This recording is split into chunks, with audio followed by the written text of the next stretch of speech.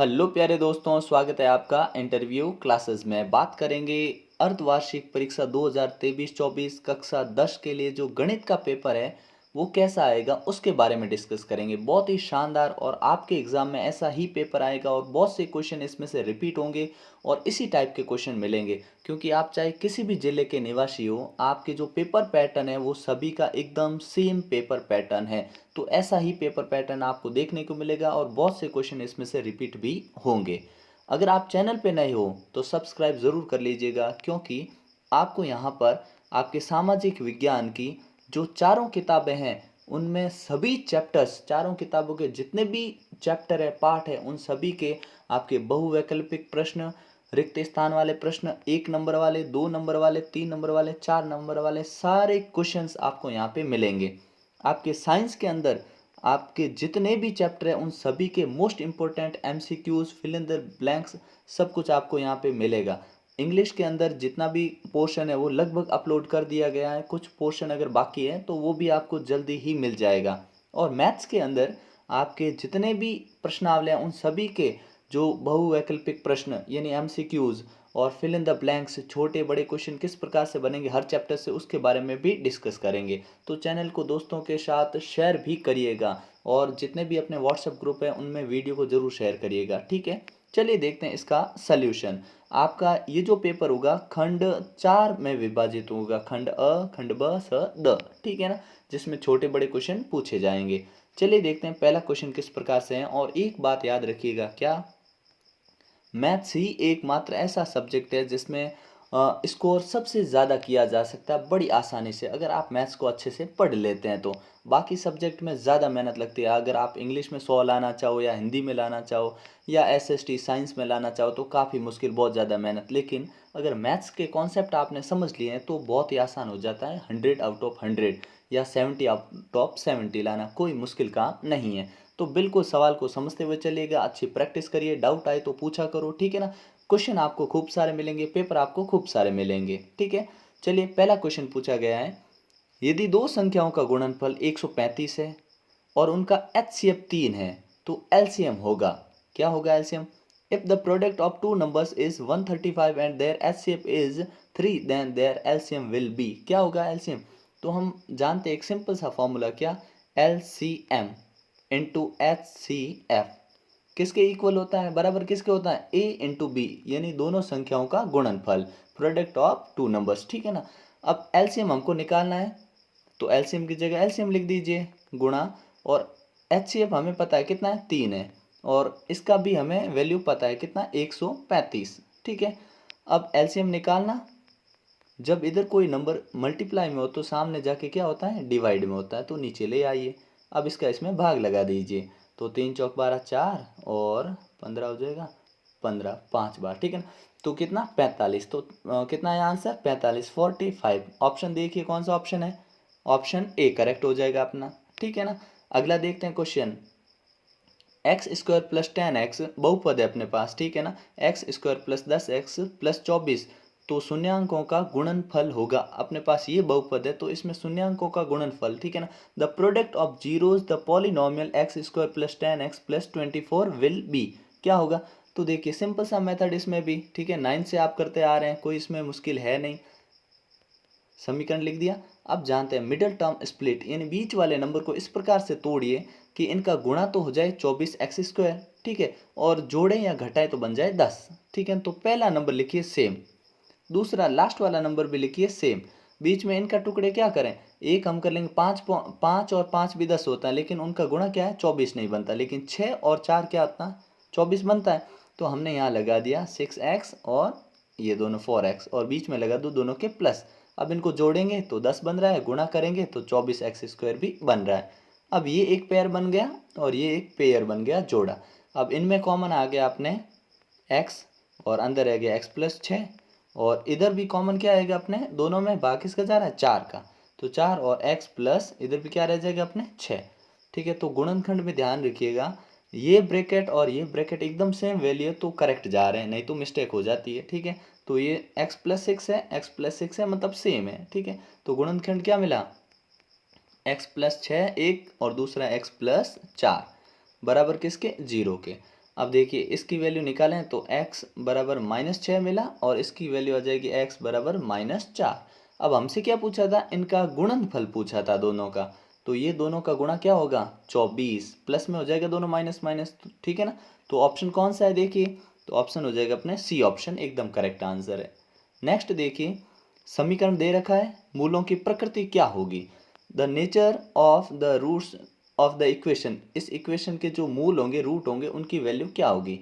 तो जब भी हमको मूल यानी रूट की नेचर पूछे, प्रकृति पूछे, तो अपने पास फॉर्मूला क्या है, D is equal to b² minus 4ac। थोड़ा स्क्रीन ऐसे है तो इस पर लिखना थोड़ा मुश्किल होता है, तो थोड़ा मैनेज करिएगा, ठीक है ना।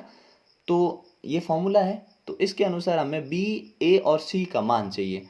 तो समीकरण देखिए, जो एक्स स्क्वायर के पास होता है वो होता है हमेशा ए, तो एक्स स्क्वायर के पास कौन है, यहाँ कोई नहीं है, कोई नहीं है वहाँ मतलब 1 होता है, ठीक है ना। तभी ये यहाँ है, अगर इसके आगे 0 होता तो ये होता ही नहीं, एक्स स्क्वायर मल्टीप्लाई होकर 0 बन जाता, ठीक है। तो ए हो गया आपने 1। बी देखिए, एक्स के पास कौन है, वो बी होता है, एक्स के पास भी 1 है। और सी वो होता है जो कांस्टेंट टर्म, मतलब जो क्या होता है कांस्टेंट यानी अचर पद, ठीक है ना। तो सी हो गया अपने बराबर -1, ठीक है। अब इसमें वैल्यू रख देते हैं, तो देखिए b², बी कितना आपने 1 है, तो 1 का कर दीजिए स्क्वायर, -4 लिख दीजिए, और ए का मान कितना है 1, तो यहाँ लिख दीजिए 1, और फिर गुणे में है कौन, सी है -1, ठीक है।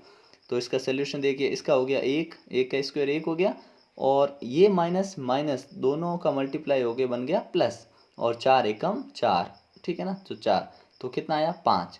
अब देखिए d का मान है ना, वो कितना आया है 5 आया है। तो जब भी d का मान 0 से बड़ा हो तो मूल कैसे होते हैं, मूल होते हैं वास्तविक और भिन्न, रियल एंड डिस्टिंक्ट, ठीक है ना। तो ऑप्शन कौन सा करेक्ट हो गया अपना, बी ऑप्शन एकदम करेक्ट आंसर है, ठीक है। नेक्स्ट देखिए, यदि रेखाएं 3x प्लस 2ky माइनस 2 बराबर 0, और तथा दूसरा कौन सा है 2x प्लस 5y प्लस 1, ये जो है बराबर 0 समांतर लाइन है, तो आप बताइए k का मान।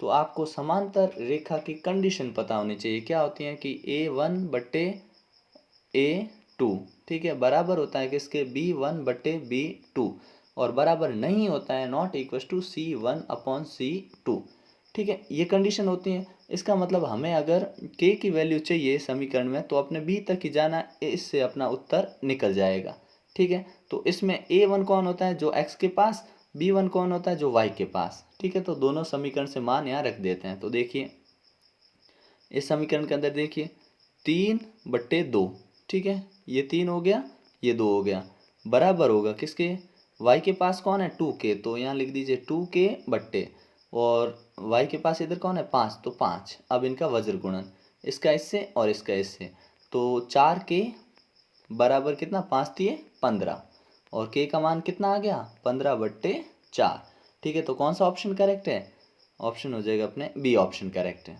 ठीक है। क्वेश्चन नंबर 5 देखते हैं, 5वां प्रश्न जो एपी से पूछा गया है, ठीक है ना, अर्थमेटिक प्रोग्रेशन से। क्या है, अगर किसी एपी के पहले 4 पद क्या होंगे, जिसका पहला पद क्या है -2 है, सार्वंतर है -2, ठीक है ना।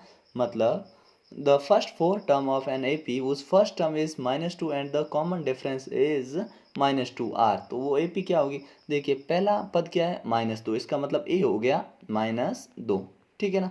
तो सब में ही -2 है ऑप्शन में, ठीक है। तो बी दूसरा क्या होगा अपने A2, तो हम जानते हैं A1 हो गया A2। अब क्या है कि पहले पद में से भी 2 कम करने हैं, तो -2 से अगर -2 कम करते हैं तो -4 होता है, तो देखिए -4, ये ऑप्शन कैंसिल हो गया, इसमें +4 है, ये भी कैंसिल हो गया, इसमें -4 है, इसमें भी -4 है। लेकिन अब देखिए पद कम होते जाएंगे, -6 होगा, -8 होगा, इस प्रकार से, जबकि इसमें -16 बन रहा है, तो ऑप्शन कौन सा हो गया अपना, सी ऑप्शन एकदम करेक्ट आंसर है, ठीक है। अगला देखते हैं, 400 बल्ब के एक डिब्बे में 20 खराब बल्ब हैं, ठीक है। डब्बे में कुल बल्ब कितने हैं 400, उसमें से 20 खराब हैं। अगर यादृच्छिक रूप से एक बल्ब निकाला जाता है तो क्या प्रायिकता है कि बल्ब खराब नहीं होगा। हमने कहा भाई टोटल 400 है, जिसमें खराब 20 है, तो 20 कम कर दो, तो आपने कहा 380 बल्ब एकदम सही है, ठीक है ना। तो आपने कहा जो प्रोबेबिलिटी है, प्रायिकता है, ऊपर लिखते हैं फेवरेबल जो अपने आउटकम्स होते हैं, नीचे आते हैं टोटल आउटकम्स, यानी अनुकूल परिणाम बटे कुल परिणाम, है ना हिंदी में। तो देखिए सही बल्ब है वो हमने ऊपर लिख दिया, क्या बोला, खराब नहीं होना चाहिए बल्ब, तो मतलब सही होना चाहिए, तो सही तो 380 है और खराब कितने हैं 400, सॉरी टोटल कितने हैं 400, तो टोटल आता है नीचे। ठीक है, जीरो से जीरो गया, ये दोनों ही दो से कट रहे हैं, तो ये तो चला गया अपने 19 बार दो से और ये चला गया 20 बार। ठीक है ना, तो ये होगा अपने ऑप्शन कौन सा है करेक्ट दे रखा है इसमें, ऑप्शन दे रखा है, हाँ मिल गया, ऑप्शन डी ऑप्शन है। ठीक है ना, तो क्या 19/20, तो डी ऑप्शन अपना इसमें हो जाएगा करेक्ट आंसर। ठीक है ना, नेक्स्ट देखिए, बहुलक और माध्य क्रमशः 4 और 4 है, तब माध्य का क्या होगी, the mode and mean are 4 and 4 respectively, then the median is. तो इसका एक सूत्र है, सिंपल सा सूत्र है। ठीक है ना, क्या, तीन माध्य का बराबर होती है बहुलक प्लस दो माध्य। ठीक है ना, अब इसको याद रखने का तरीका क्या, अगर हम भूल जाएं तो देखिए माध्यिका में कितने हैं 3.5 अक्षर, तो ये तीन। ठीक है, तीन अक्षर आधे इसको माने ही ना, तो तीन अक्षर तो तीन, और माध्य में कितने हैं दो अक्षर तो दो, और जिसमें चार अक्षर है बहुत ज़्यादा है, चार अक्षर है, तो इसके आगे कुछ नहीं लगाना। ठीक है ना, तो इस प्रकार से सूत्र है। अब हमें जो बोला ना वहाँ पे हम लिख देंगे, बोला क्या है कि आपके पास बहुलक है चार, माध्य भी है चार, तो हमने कहा इधर आती है अपने माध्य का। ठीक है ना, माध्य का, और माध्य का के आगे कितना होता है तीन, बहुलक के आगे कुछ नहीं होता चार लिख दीजिए, प्लस, और फिर क्या होता है, फिर होता है अपने माध्य, और माध्य के आगे दो होता है, तो दो इंटू चार, तो करिए चार प्लस, और ये बन गया आठ, तो टोटल इधर बन गया अपने कितना 12, और माध्य है, माध्य का है वो है तीन गुणा, तो अब तीन का इसमें लगा देंगे भाग, तो अपने माध्य का क्या आ जाएगी, अपने माध्य का आएगी चार। ठीक है ना, तो आंसर क्या होगा चार, तो ऑप्शन कौन सा होगा, ऑप्शन बी करेक्ट हो जाएगा चार। ठीक है ना, नेक्स्ट देखिए, एक बेलन और एक शंकु का क्षेत्रफल समान आधार और त्रिज्या, मतलब जिसमें समान आधार त्रिज्या और ऊंचाई का है, तो बेलन के आयतन और शंकु के आयतन का अनुपात क्या होगा। जब आपके आधार समान है ऊंचाई समान है तो किस प्रकार से लिखेंगे, हम लिखेंगे बेलन, यहाँ पे हमने लिखा बेलन। ठीक है, अनुपात चाहिए तो लगाइए अनुपात, और इधर लिख देंगे हम दूसरा कौन है अपने शंकु, तो यहाँ लिख दिया शंकु। ठीक है, अब इन दोनों का अनुपात किसका पूछा, आयतन, तो आयतन का सूत्र पता होना चाहिए, तो आयतन होता है बेलन का पाई आर स्क्वायर एच अनुपात, और इसका क्या होता है, इसका होता है 1/3 पाई आर स्क्वायर एच। ठीक है ना, ये होता है। अब क्योंकि इनकी त्रिज्या और दोनों सेम है, मतलब ये दोनों चीज़ें सेम है, ठीक है ना, तो इसमें तो कोई दो राय नहीं है, अपॉन में लिख सकते हैं आराम से। ठीक है, रेशियो जब चाहिए होता है तो हमने कहा किसका किसका चाहिए, पहले ऊपर कौन सा लिखना हमेशा ध्यान रखिए, तो यहाँ पूछा है पहले बेलन यानी सिलेंडर का ऊपर लिखिए, तो ये बेलन ऊपर और ये नीचे 1/3 पाई आर स्क्वायर एच, इस प्रकार से लिख देंगे। ठीक है, अब जो नंबर कट रहा है उसको काट दीजिए, तो हमने कहा ये और ये क्योंकि दोनों का समान है तो काट दिया, और पाई से पाई भी काट दिया, तो ऊपर बचा एक और नीचे 1/3। अब जब हम इसको रेसिप्रोकल करेंगे उल्टा करेंगे तो ये तीन चला जाएगा ऊपर, तो तीन बट्टे नीचे रह गया एक, तो अनुपात क्या होगा 3:1। कौन सा ऑप्शन, हमने कहा ऑप्शन अपना हो जाएगा ए ऑप्शन करेक्ट, 3:1। ठीक है ना, 3:1, तो ऑप्शन ए करेक्ट हो गया। ठीक है, नेक्स्ट क्वेश्चन देखते हैं। नवा प्रश्न है, 21 सेमी त्रिज्या वाले एक वृत्त में एक चाप केंद्र पर 60 डिग्री का कोण बनाता है, तो चाप की लंबाई ज्ञात करिए। तो चाप की लंबाई जब भी चाहिए तो सूत्र होता है θ/360 2πr।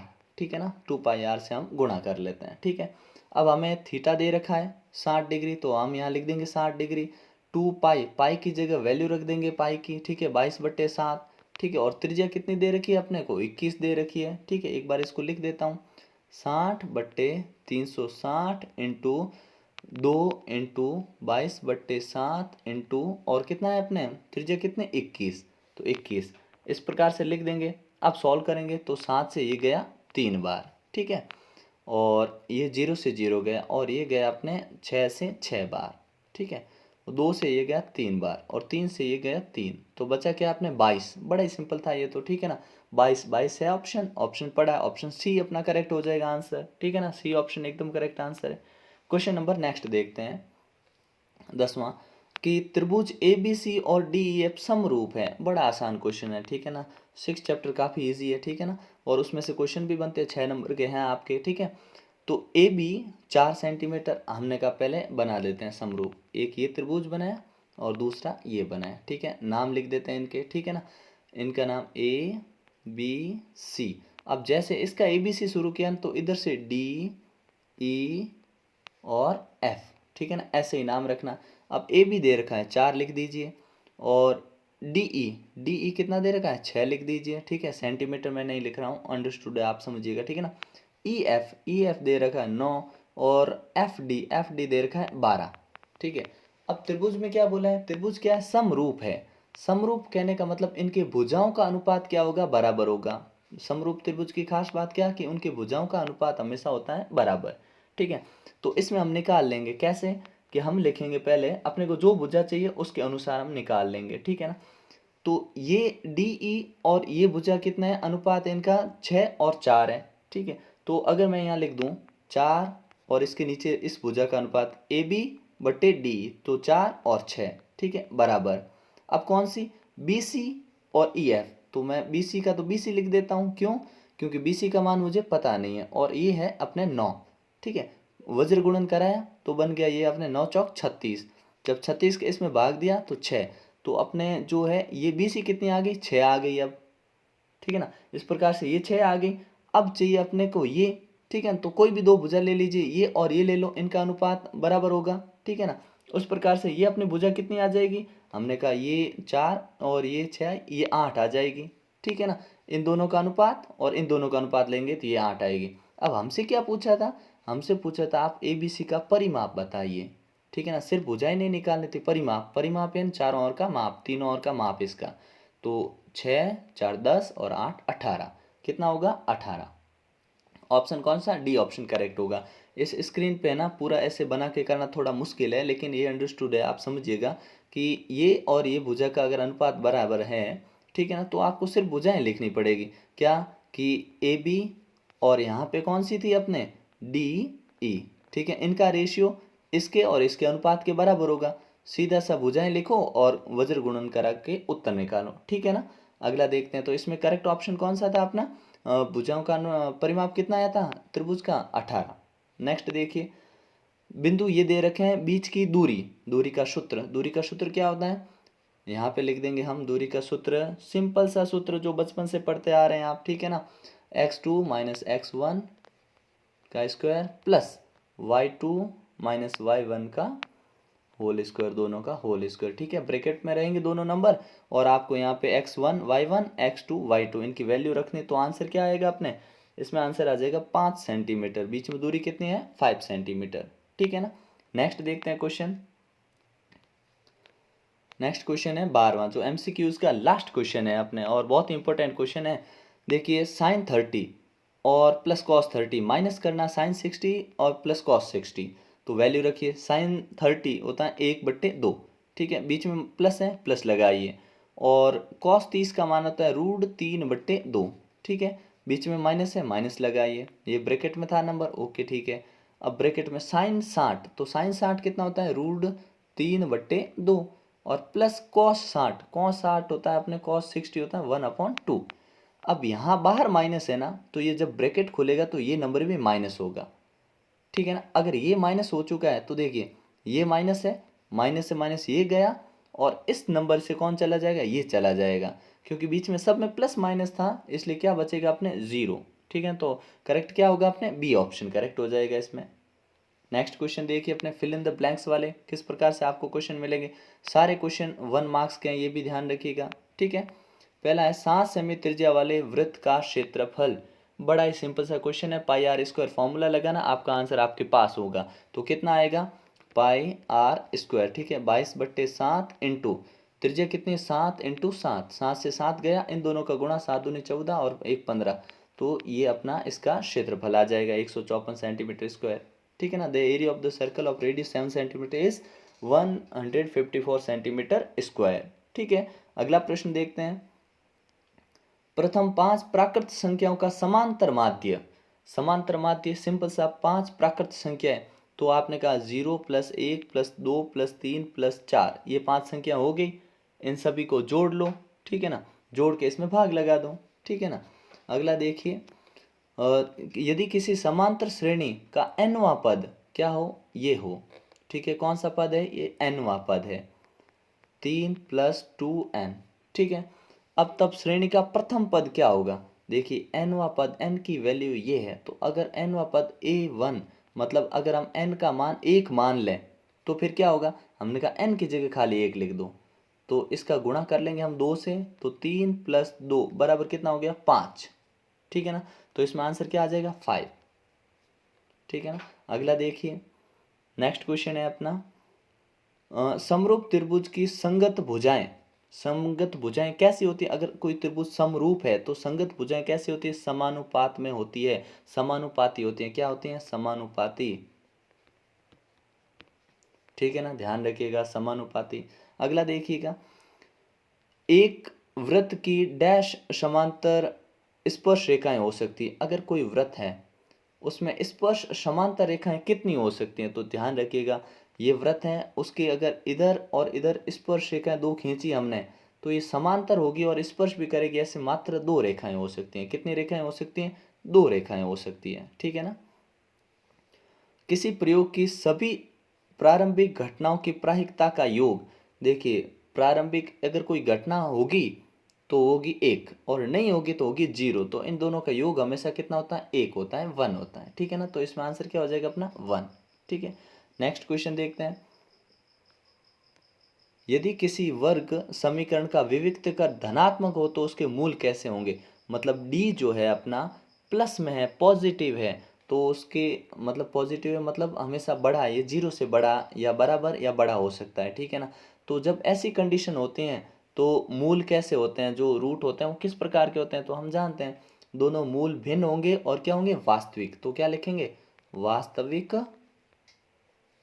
और भिन्न, वास्तविक और भिन्न होंगे, ठीक है। अगला देखते हैं, ये अपने को समांतर श्रेणी में पद दे रखे हैं, तो आपको बताना है यहाँ पे k का मान क्या आएगा। तो देखिए अगर समांतर श्रेणी है तो a1 कितना हो गया, k + 9, ठीक है। और a2 कितना हो गया, a2 दे रखा आपने 2k - 1, ठीक है। और a3 कितना हो गया आपने 2k + 7, ये इस प्रकार से हैं। तो हम क्या जानते हैं कि अगर हम a2 - a1 करें, ठीक है ना, तो बराबर किससे के होगा, आपने इस दोनों पदों में से अगर माइनस कर लिया जाए, अगर मैं इस कंडीशन को ऐसे लिख दूं, कैसे कि अगर मैंने लिख दिया 2k - 1, इसमें से अगर मैं माइनस करूं क्या, k - 9, और फिर बराबर होगा, बराबर किसके होगा, क्या किया, ये बीच वाला पद मैंने ये माइनस किया है नंबर, और यहाँ अगर मैं ब्रैकेट को हटाऊं तो पहले अब प्लस है तो मैंने प्लस ही रखा है, बराबर लिखा, और फिर 2k + 7, और इसमें से फिर माइनस करूं अगर मैं 2k -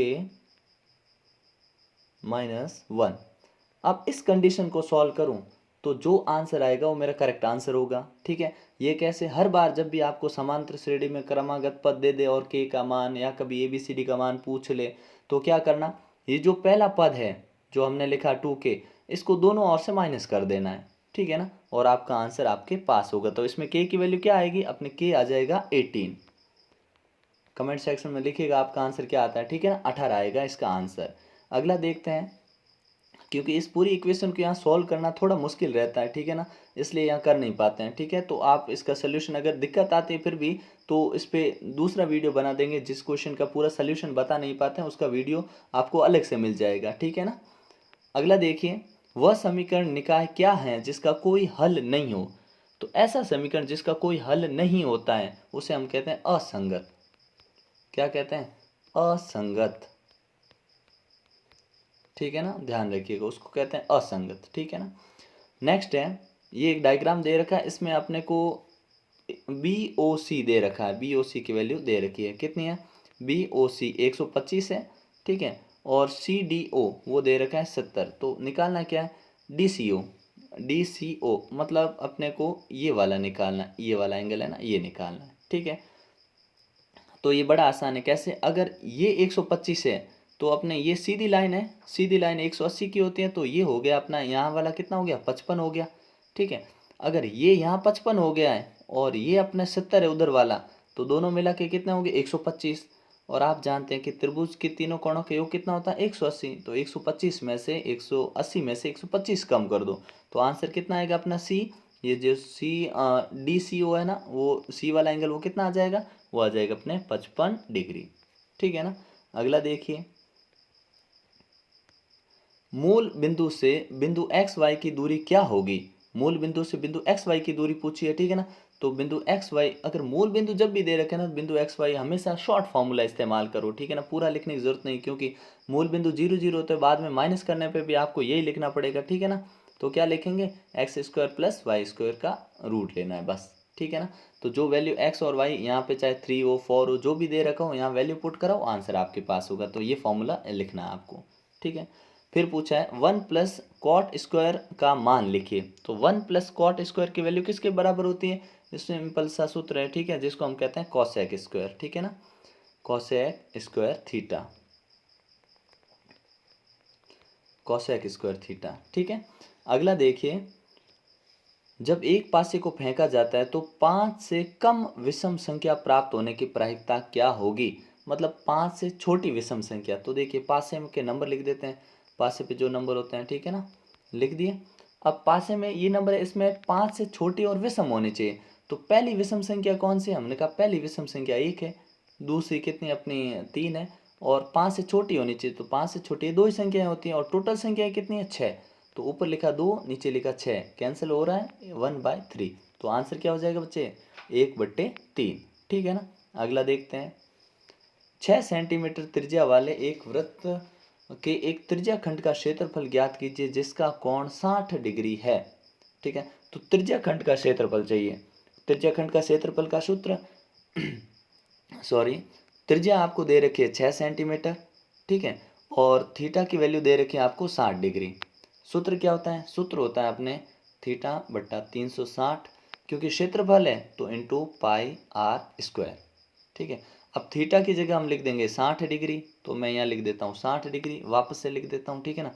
तो 60/360 इंटू पाई का मान दे नहीं रखा है सवाल में, जब नहीं दे रखा हो तो 22/7 लिख दो इंटू, और त्रिज्या कितनी दे रखी है 6 × 6, इस प्रकार से लिख देंगे।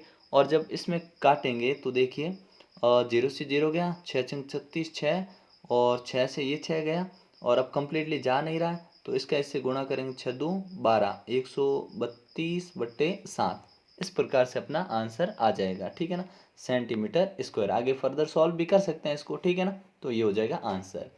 अगला देखते हैं, यदि दो सेकेंद्रीय वृत्तों की त्रिज्याएं 4 सेमी और 5 सेमी हैं, तो बाह्य वृत्त की प्रत्येक जीवा जो अंतःवृत्त को स्पर्श करती हो उसकी लंबाई क्या होगी। बड़ा ही आसान क्वेश्चन। देखिए एक ये वृत्त है और एक ये छोटा अंदर वृत्त है, इस पे एक ऐसी जीवा जो इसको टच करके जा रही है, यहाँ से ये टच हो रही है, ठीक है, यहाँ से ये टच हो रही है। अब आपको बताना ये जो लंबाई है ना, इस पहले वृत्त की जो छोटा वाला वृत्त है इसकी त्रिज्या कितनी दे रखी है, दोनों ही सकेंद्रीय मतलब एक ही केंद्र से बने हुए हैं, ठीक है। तो इसकी त्रिज्या 4 सेंटीमीटर है, और इस बड़े वाले के वो है अपने 5 सेंटीमीटर। तो हमको पता करना है कि इस जीवा की लंबाई कितनी है। तो ध्यान दीजिए यहाँ एक कौन सा, आप जानते हैं त्रिज्या हमेशा स्पर्श रेखा पे 90 डिग्री का कोण बनाती है, तो यहाँ 90 बन रहा है, तो ये कर्ण हो गया अपना, ठीक है, ये लंब हो गया, आधार निकालना है, तो ट्रिपलेट बनता है ये 3 4 5, ठीक है। तो ये 3 बना, तो ये भी 3 बना, तो मिला के हो गया 6। तो हम क्या लिखेंगे, इसका आंसर क्या होगा अपने 6 सेंटीमीटर, ठीक है ना। कितने सेंटीमीटर, 6 सेंटीमीटर आंसर आ जाएगा, ठीक है। नेक्स्ट देखिए, भूमि के एक बिंदु से जो मीनार के पाद बिंदु से 30 मीटर की दूरी पर है, और मीनार के शिखर का उन्नयन कोण 30 डिग्री है, तो मीनार की ऊंचाई ज्ञात कीजिए। तो बड़ा ही सिंपल सा क्वेश्चन पूछा है हमसे, ठीक है। कैसे कि भूमि पे खड़ी एक मीनार है, उसके पाद बिंदु से 30 मीटर दूर एंगल बन रहा है इस टाइप से, ठीक है। तो ऐसा बना दिया, और इसके अंदर जो पूछा है ध्यान रखिए, ये और ये चीज़ जब भी ज्ञात करनी हो हमेशा tan थीटा का इस्तेमाल करेंगे, tan 30 डिग्री का इस्तेमाल करना है अपने को, ठीक है। अपने को क्या ऊंचाई निकालनी, क्योंकि आप पूछा है मीनार की ऊंचाई, ये जो मीनार खड़ी है ना, ये 90 डिग्री कौन बना रही है, आधार 30 मीटर अपने को दूरी दे रखी है, ठीक है। और हमेशा ध्यान रखिएगा कि जब भी कभी आपको मीनार कोई सीधी चीज़ खड़ी हो, राइट एंगल बने, तब हमेशा यही फॉर्मूला अपने को tan sin cos का इस्तेमाल करना है, ठीक है ना। और आपको यहाँ पे क्या 10 निकालना है तो आपने कहा h अपॉन 130 30 लिख दिया हमने 30 सेंटीमीटर, यहाँ पे लिख देता हूँ h अपॉन 30 सेंटीमीटर। और tan 30 की वैल्यू कितनी होती है, tan 30 होता है 1 अपॉन √3, ठीक है ना, √3। अब h को इधर ही रखेंगे, इस 30 को भेज देते हैं उधर, तो h बराबर 30/√3, क्योंकि √3 नीचे नहीं रहना चाहिए तो इसको हरों का परिमेय करने यानी रेशनलाइज करेंगे, ठीक है। तो इन दोनों का गुणा होने से 3 बनेगा और 3 से हम 30 को काटेंगे 10√3, अपना आंसर आ जाएगा, ठीक है ना। कितना आएगा, 10√3 मीटर। अगर हमको आगे रूट की वैल्यू √3 की वैल्यू बोल दे कि लिख के आप सॉल्व करो तो भी हम कर सकते हैं, लेकिन पूछा नहीं है तो इतना ही करना अपने को, ठीक है।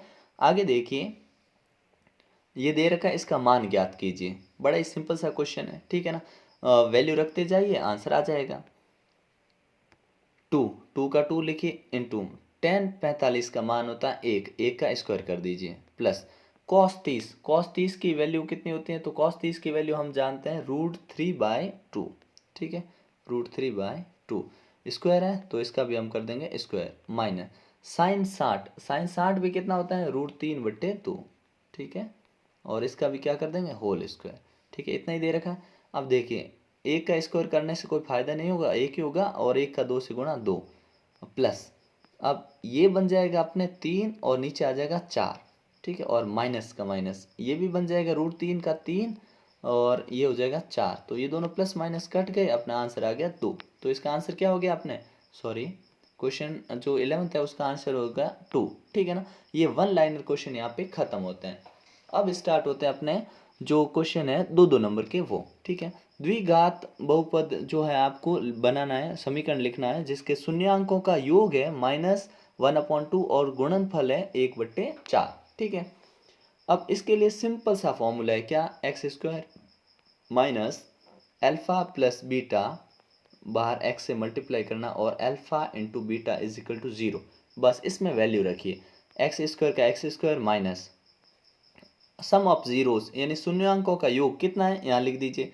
हमने कहा शून्यांकों का योग कितना है, तो माइनस शून्यांकों का योग है -1/4 और बाहर x है, लिख दीजिए x, प्लस और गुणा कितना 1/4, ठीक है। अब ये दोनों हैं जो गुणा होके प्लस बन जाएगा यहाँ पे।